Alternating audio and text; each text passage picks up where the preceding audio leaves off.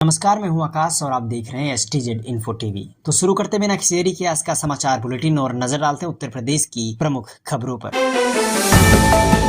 अम्बेडकर जयंती पर दलित राजनीति में मची हलचल, बीजेपी बनाम सपा। डॉक्टर भीमराव अम्बेडकर की जयंती पर दलित वोटों को लेकर सियासत तेज हो गई है। एक और अखिलेश यादव ने बाबा साहेब की प्रतिमा का अनावरण किया तो वहीं बीजेपी ने एक भारत समरस भारत मैराथन का आयोजन किया। मुख्यमंत्री योगी आदित्यनाथ ने मैराथन की जर्सी लॉन्च कर दलित और पिछड़ा वर्ग के युवाओं को जोड़ने की कवायद शुरू कर दी। यह साफ है कि 2024 की हार के बाद अब हर दल इस सामाजिक वर्ग को अपने पक्ष में करने की कोशिश कर रहा है। अखिलेश यादव पर टिप्पणी कर गई भारी सपा का दिल्ली में जोरदार प्रदर्शन। दिल्ली की महिला मुख्यमंत्री द्वारा अखिलेश यादव को टोटी चोर कहे जाने के बाद समाजवादी पार्टी में आक्रोश की लहर दौड़ गई। दिल्ली में महिला कार्यकर्ताओं ने विरोध प्रदर्शन करते हुए मुख्यमंत्री का पुतला फूंका। वहीं सपा प्रवक्ता जूही सिंह ने साफ कहा, यह सिर्फ अखिलेश यादव का नहीं बल्कि पूरे समाज का अपमान है। पार्टी ने चेतावनी दी कि अगर सार्वजनिक माफी नहीं मांगी गई तो सपा एक बड़ा आंदोलन छेड़ेगी। अखिलेश यादव पहुंचे तिवारी परिवार के घर, ईडी पर साधा निशाना। ईडी द्वारा विनय शंकर तिवारी की गिरफ्तारी के बाद समाजवादी पार्टी के मुखिया अखिलेश यादव खुद उनके घर पहुंचे और परिवार से मुलाकात की। उन्होंने कहा, कुछ लोगों को ईमानदारी रास नहीं आती, तिवारी परिवार को सिर्फ बदले की भावना से निशाना बनाया गया। यह बयान ईडी की कार्रवाई और सरकार की मंशा पर सवाल खड़े करता है। बेसिक शिक्षकों को बड़ी राहत, तबादले की तारीख 20 अप्रैल तक बढ़ाई गई। उत्तर प्रदेश के लाखों बेसिक शिक्षकों के लिए एक बड़ी खबर सामने आई है। परिषदीय विद्यालयों में तबादलों की प्रक्रिया के लिए आवेदन की अंतिम तिथि अब 11 अप्रैल से बढ़ाकर 20 अप्रैल तक कर दी गई है। अब तक करीब 30,000 से अधिक शिक्षक अपने ट्रांसफर के लिए आवेदन कर चुके हैं। सरकार ने यह फैसला शिक्षकों की मांगों और पोर्टल पर आ रही तकनीकी दिक्कतों को ध्यान में रखते हुए लिया है। मुस्कान की प्रेगनेंसी कंफर्म, अल्ट्रासाउंड में हुआ बड़ा खुलासा। मेरठ मर्डर केस की आरोपी मुस्कान, जो अपने पति की हत्या के मामले में जेल में बंद हैं, अब एक नए विवाद में आ गई। मेडिकल कॉलेज में किए गए टेस्ट में पता चला कि मुस्कान करीब 4 से 6 हफ्ते की गर्भवती है। अब जेल प्रशासन ने गर्भवती महिला के कैदियों के प्रोटोकॉल के तहत विशेष देखभाल शुरू कर दी है, जिसमें मेडिकल चेकअप, पोषण और विशेषज्ञ निगरानी शामिल है।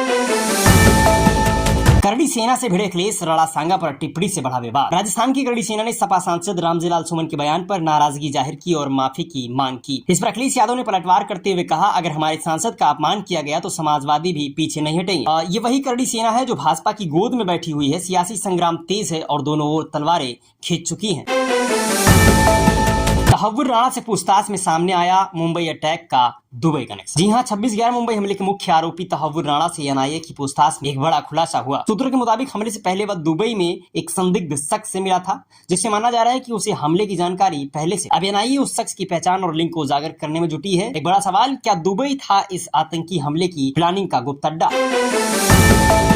करड़ी सेना की चेतावनी, अब माफी से नहीं चलेगा काम। गढ़ीरामी में रक्त स्वाभिमान सम्मेलन के मंच से क्षत्रिय करड़ी सेना अध्यक्ष ओकेंद्र राणा ने खुली चेतावनी दी। उन्होंने कहा कि सपा सांसद रामजीलाल सुमन की राज्यसभा सदस्यता रद्द हो, उन पर देशद्रोह का मुकदमा भी दर्ज किया जाए और करड़ी सैनिकों पर दर्ज केस वापस लिए जाएं। ओकेंद्र राणा ने कहा, अब माफी से बात नहीं बनेगी, हम कुछ भी कर सकते हैं।